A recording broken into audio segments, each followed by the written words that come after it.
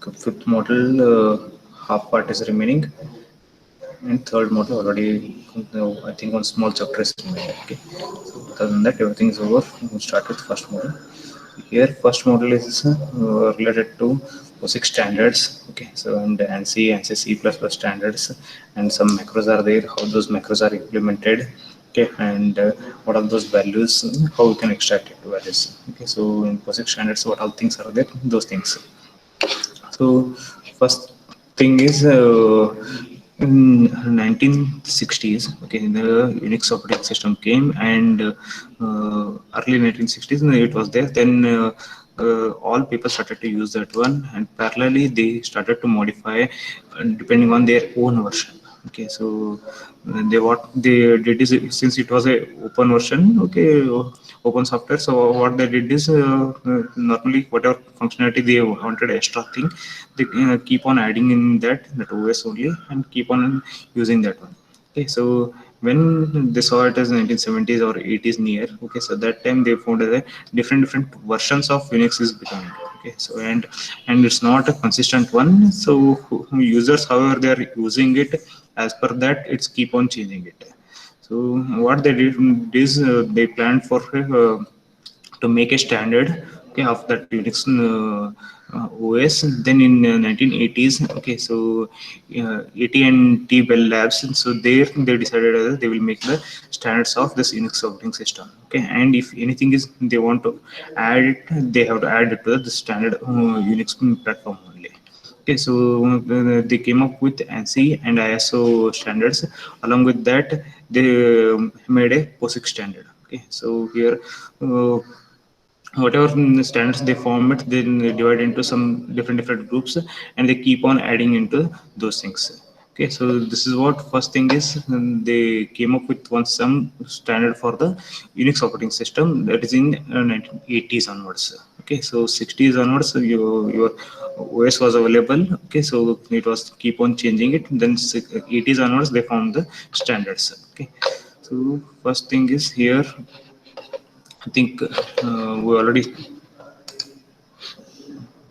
uh, so uh, here, so what is the difference between ANSI C and C++ standards? Okay, so in ANSI C, what was there is that all functions must be declared or defined before they can be referred. Okay, so if in a program, if you are calling any function, okay, so that has to be declared. So before that calling it, or it has to be defined. Okay, so then only you can use it in ANSI C. But in C++, if it is not defined before this also, and if it is defined after calling the function, so linker will take care of that one. Okay, so there is a difference between, first difference between ANSI and C++ is, in ANSI, so you should declare it or define it before the calling.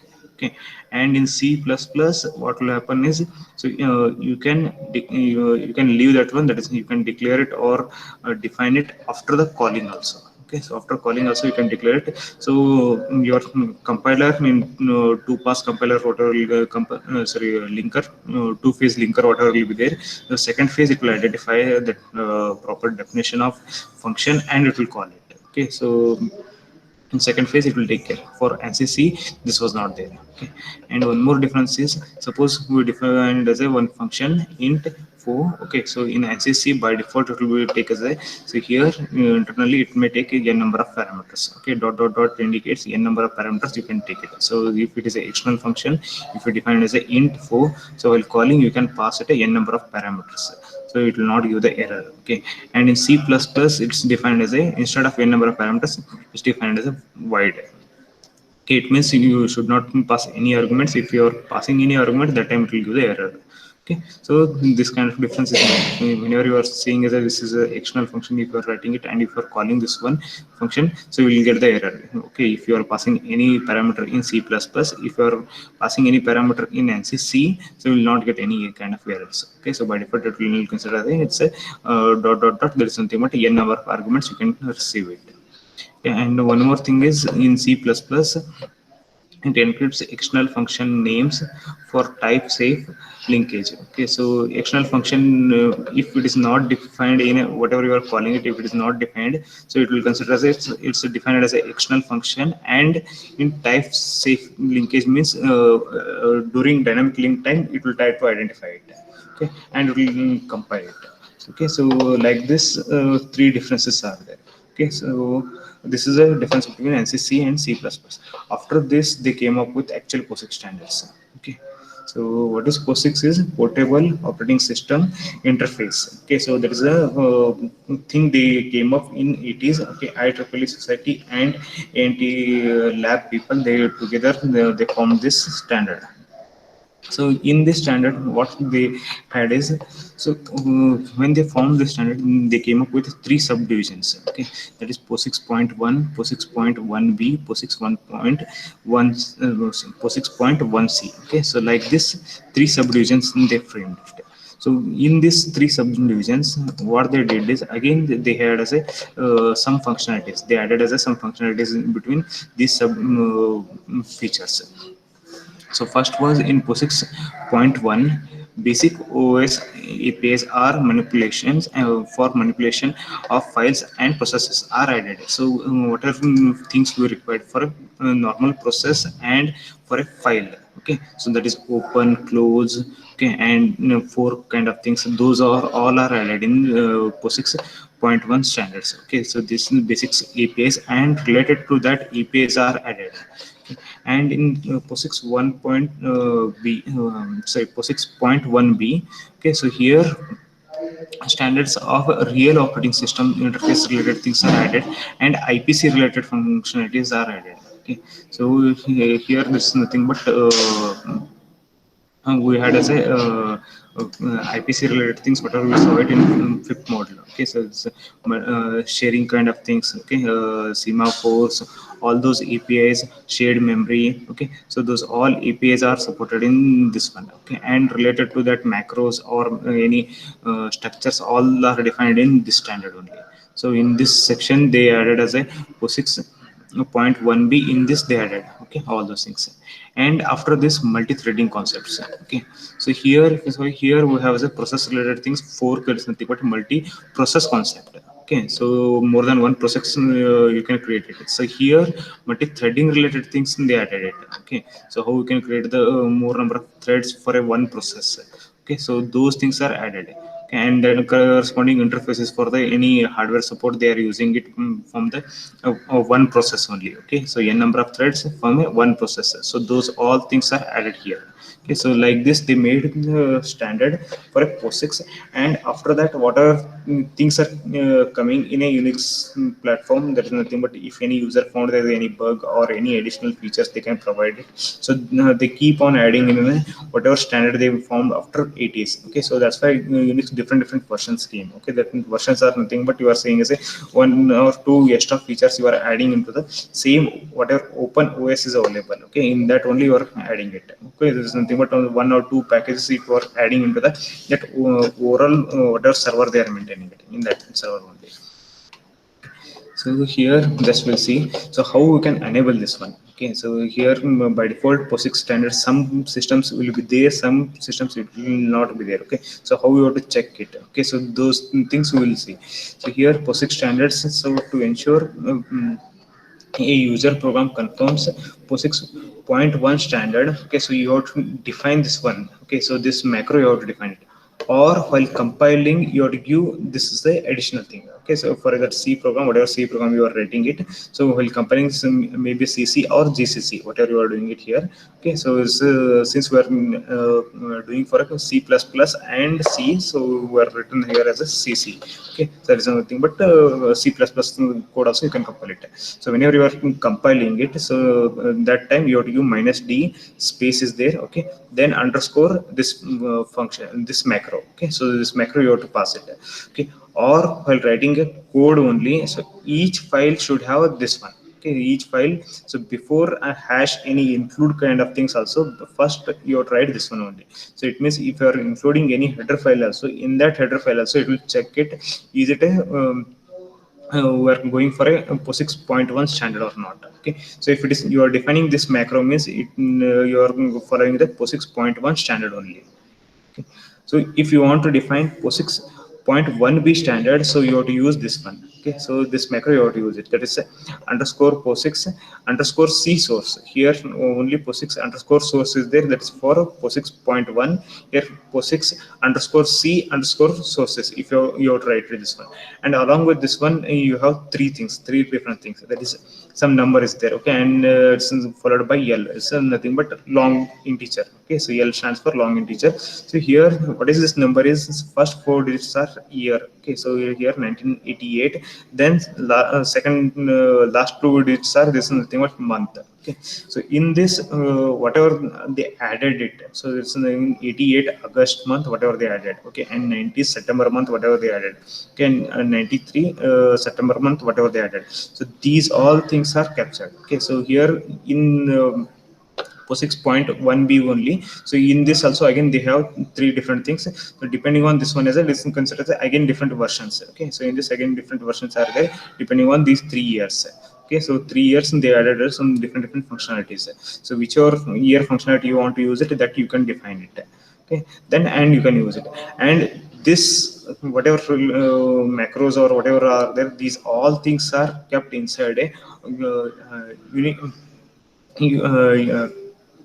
yeah, unistd.h file. Okay, so unistd.h file, in this file and they kept it.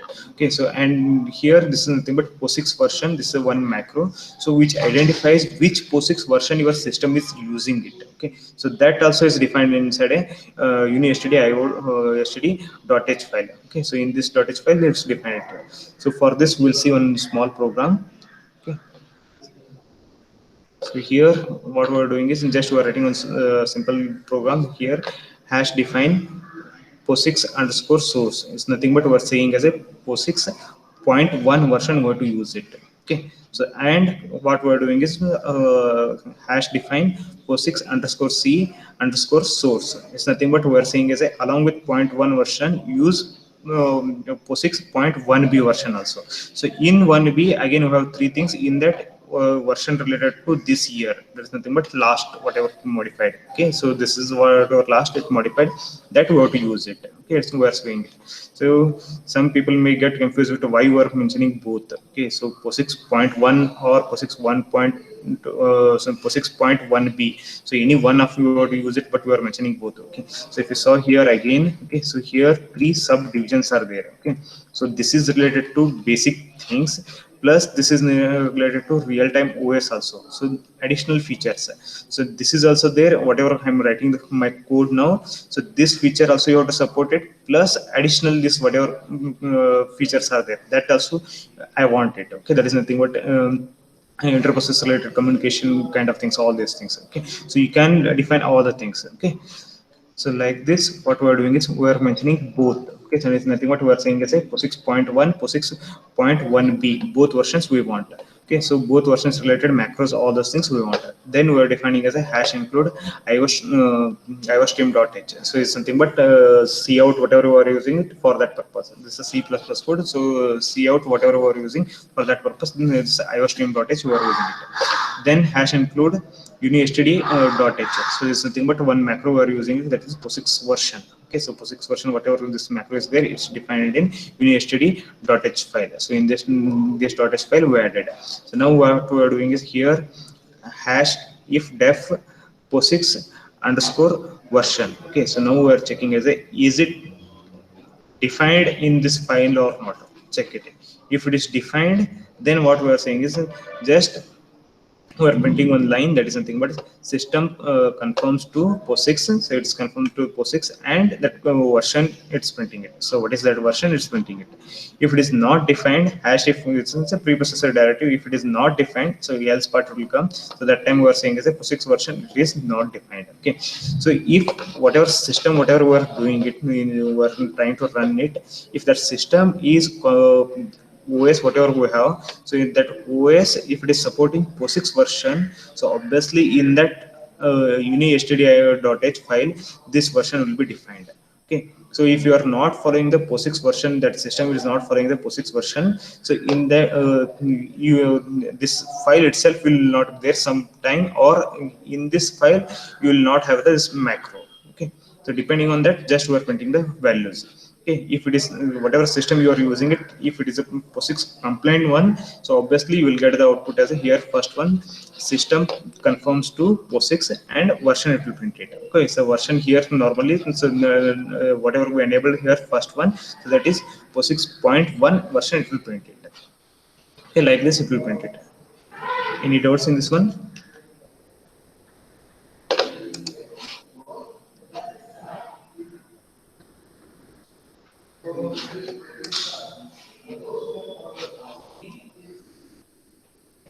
No.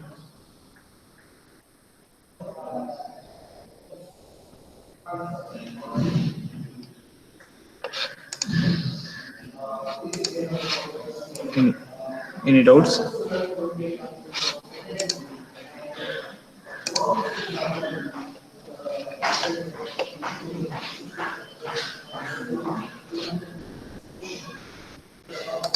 Okay. Now we'll see. Okay, so here some macros are there. Okay, so now onwards whatever we'll see is nothing but the some n number of macros will get it. So here underscore POSIX then related to some macros will be there. Okay, so it may be job control related, saved IDs. Okay, change ownership, no truncate, visual disabled. Okay, so like this whatever macros, these macros programs also will take. Okay, so one by one programs also will run it. So here these all macros whatever are there, these things are defined in this POSIX point 1 version. Okay, so here POSIX point 1 version, so it's defined. What all those macros is nothing but here, so you are putting some restriction to your system only. Okay, so what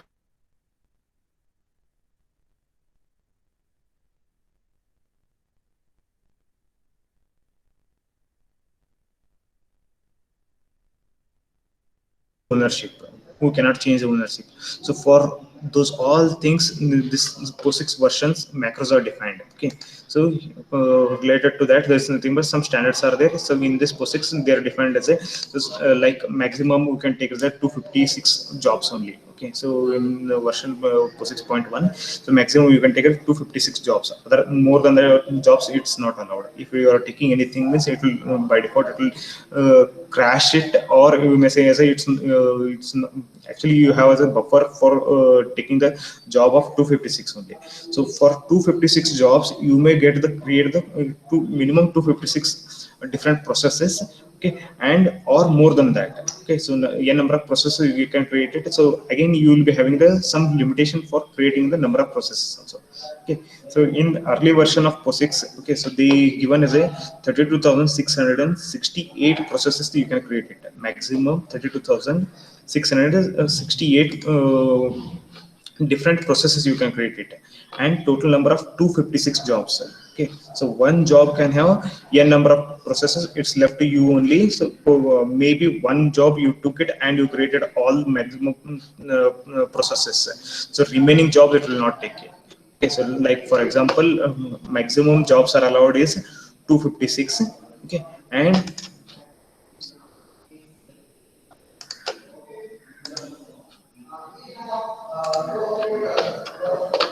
okay, maximum jobs allowed are 256.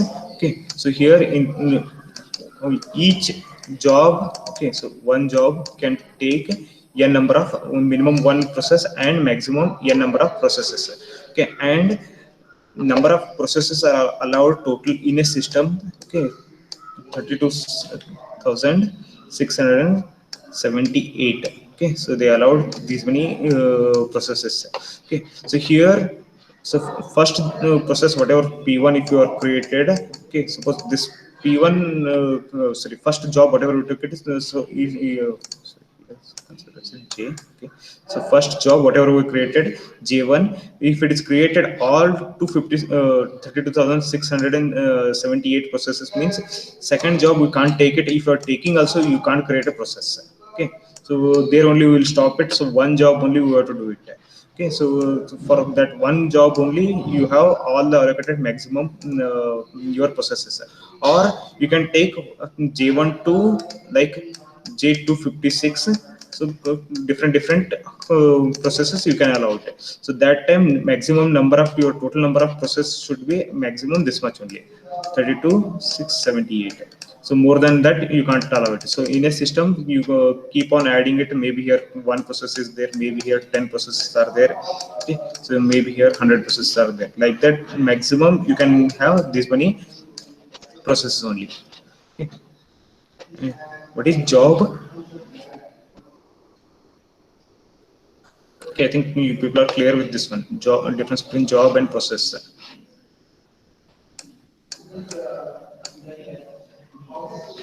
Yes.